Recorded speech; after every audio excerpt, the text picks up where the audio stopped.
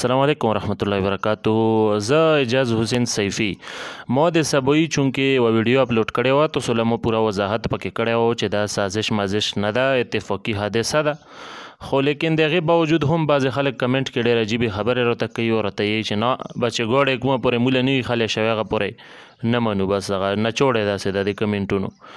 نو دغه تاسو په خپله باندې ګوډی وګورو. دا د مفتي سردار علي حقاني صاحب ګوډی هم موجود ده او سره د چا سره چې اکسیډنټ کړی ده هغه هم موجود ده. دواړه ګوډي تاسو کتلی شو. چونکې بس تاسو اوس د ویډیو به لیدلې وي نو د دې نه دا خبره ثابتېږي چې دا هیڅ سازش مازش نه ده، ښه د اتفاقي حادثه ده. ځکه چې د بل ګوډي لن تاسو لیدلی شو ډېر نقصان رسېدلی ده او چا چې چلوه هغه له هم غریب له ډېر نقصان رسېدلی ده. نو یو قاتل یو سړی په دې کې ملوث وي هغه کله هم داسې نه کېږي ځان له هم داسې نقصان ویر کړي. نو دې نه دا ثابتېږي چې دا هسې قدرتي او اتفاقي حادثه ده.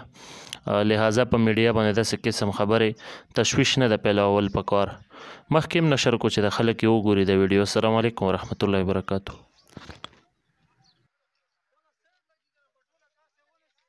د حقاني صاحب والا ګاډی ده توجه والا ورپې توجه چې اکسیډنټ شوی ده او موږ د خلصدار سره میلاو شولو کومه خلصدارو چې هغه راوښکي دي هغوی ویلو چې د کوم میجر والا ګاډی جنګېدلی سرکاري ګاډی او فاربیپار ګاډی و هغې کې چې کوم د هغه والا یوه لور هم زخمي شوې وه لسو کالو لور یې د هغې په ښه ماته وه بله لور هم زخمي وه وایي میجر صاحب په خپله هم په سنګو باندې وینه راتللی یو سړی ورسره بل هم ناست و خو هغه چې کوم د بچ شوی او نور د ګاډی چې میجر والا کړتي شوی و خو بس الله رب العزت به دا خوښه وه چې قدرتي دا واقعه راغلله او کسان چې کوم دي دا پکې شهیدان شولو او نور چې کوم دا هغو زخمي حالت کې دي. میجر صاحب والا ګاډی هم وړی ده.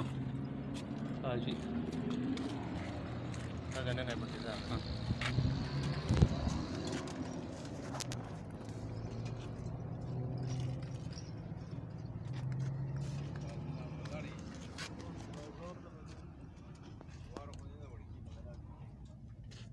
नंबर हम करा वाला कौन गोड़ी वाला नंबर तमाम करा वाला वेल 63 नंबर نو پختنه وکړه کوم څونه وروسته کنه هغه چې کوم میجر ولا غوړه څنګه دله او ایلوري خپل وتا وای ویلوري لاس کوله ولا